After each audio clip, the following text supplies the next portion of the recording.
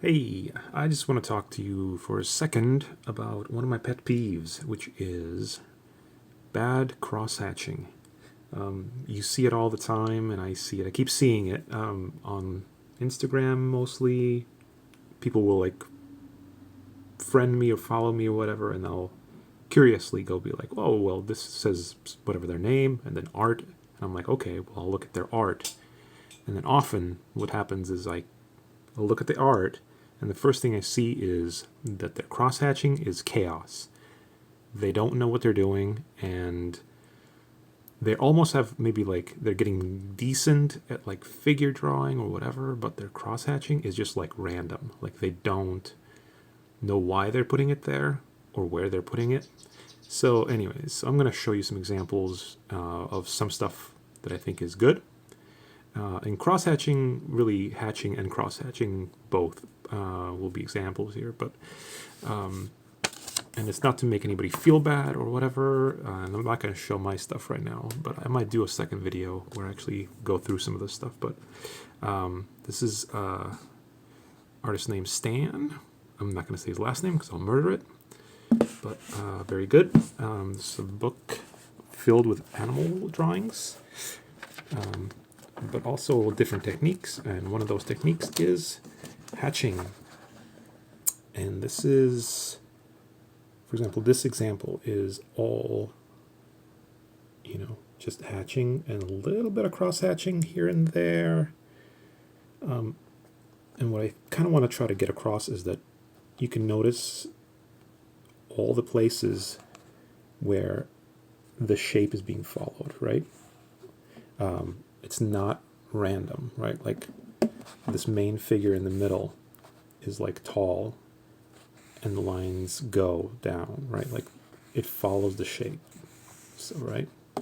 Here's an example here of a tree, right?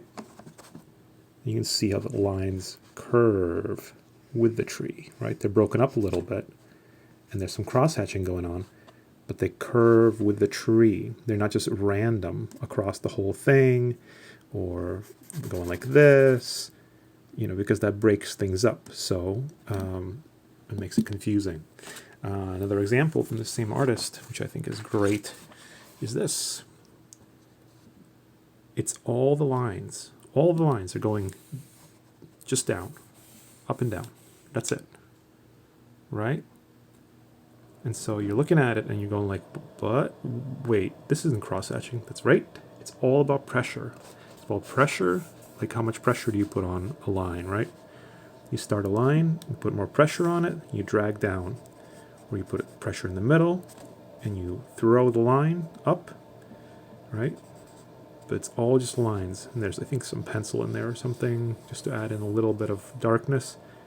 But that's pretty simple, right? A lot of good stuff in this book. Highly recommend it if you want to get completely emasculated in every way. Let's see. Another great example is Edward Gorey. Tons of stuff. He's put out like hundreds of books, something like that. It's crazy. I love this book. This is one of my favorites. Let's look at this example specifically, just for fun. Not that one, this one. There it is. That's the one. So you can see, again, the lines are doing their own thing. Like the door, lines go down. The edge of the door, the lines go at a diagonal to separate that plane, right? Because you're trying to separate the planes to create volume. Then the floor, the lines go this way.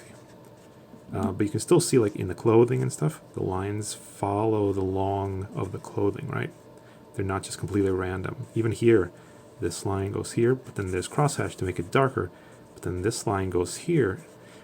A more static shot, this is more even, right? So this is the wall, it's static, and there's no focus here. So that can just be static and even, right? But like this is all broken up. The character, the doubtful guest, is all broken up and interesting. So you notice, right? So it's just like paying attention to what the lines are actually doing, because they could be helping you instead of hurting you, right? Let's see here. I love this example. Very simple, right? Big totem, lines go up, right? The ground, lines go sideways. Right away, there's separation there between the two things. And then the kid, like the line of the sight, like where the kid is looking, is like this, right? So it's like right away you're like, oh, this makes sense. So, yeah, and and everything is kind of like leading the eye. That's what you're always thinking about, is you're leading the eye. You might be following like you could use the perspective. So if there was a perspective point in here, the lines could go to the perspective point. But you think about all those things. Think about where you want the eye to go. One more example here of Edward Gorey. Again, just to create separation, right? Door like this, down, up and down, ground like this, and he's even like taking the different boards and breaking it up so you can see the difference, right? And then the stones go this way, diagonals. Again, just to break up the different things, to break up the different objects, to give them different textures. They're not just textures, they're also leading the eye. They're also making you think about where you want someone to look, where you want things to separate, pressure of the pen. All these things matter. It's not just random. It's not just to like be like, oh, I need darkness here, so I'm going to add darkness. This is Ewan. Ewan is I don't know if this book is still available, maybe. Just his ballpoint drawings. You can see here, this is all ballpoint pen, and I just like this one because it seems random, but it's not at all. Like he's following the muscles right here. You can see these, if you studied muscles at all, you know that he's actually following muscle structure and the way the body curves, right? Like all these shapes, he's kind of like leading you. He's creating these roundness, right? Some of these lines are not even straight. They're like he's curving the actual like cross-hatching lines, right? And up here in the hair, there's like directional lines. Like it's more directional to give it like this like wild look to it. Anyways, it's called ballpoints. It's good. Obviously, Mobius. I mean, Mobius did some of the best hatching, cross-hatching, whatever.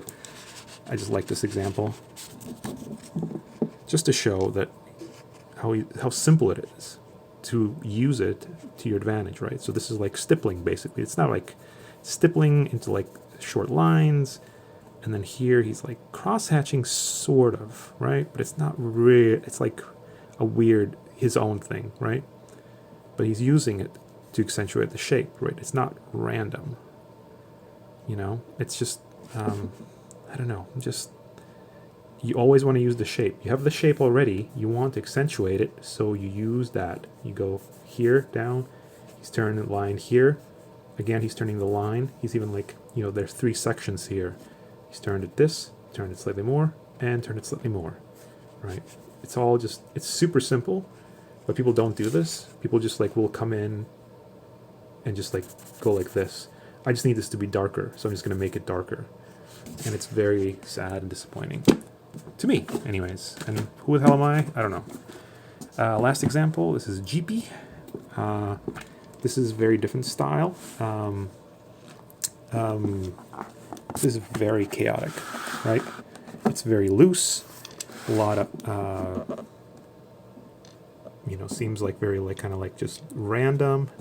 But again, it's not, as you can see.